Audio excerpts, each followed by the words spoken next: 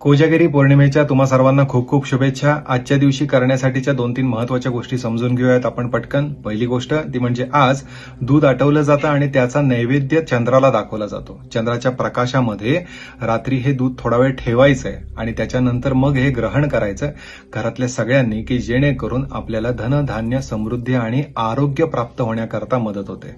आजच्या दिवशी केलेली उपासना तुमच्या इष्टदेवतेची ही लवकर फळ देणारी म्हटली जाते. आजच्या दिवशी घरातली जी लहान मुलं असतात त्यांचं औक्षण करणं चांगलं म्हटलं जातं. आणि अजून एक गोष्ट ती म्हणजे आज कोजागृती असं लक्ष्मी माता प्रत्येक ठिकाणी विचारते किंवा ती बघते असं म्हटलं जातं, अशी एक मान्यता आहे. त्यामुळे आज जागरण करून आज जर समजा आपण आपली आध्यात्मिक उपासना केली, जी काय आपण नेहमी करतो ती, तर फायदा होतो. लक्ष्मी मातेची उपासना केली तर त्याचा जास्त फायदा होतो. आर्थिक प्रगती करता श्री सूक्त म्हणू शकता किंवा लक्ष्मी मातेचा कुठलाही मंत्र देखील तुम्ही म्हणू शकता. शिरीष कुलकर्णी, श्री श्रद्धा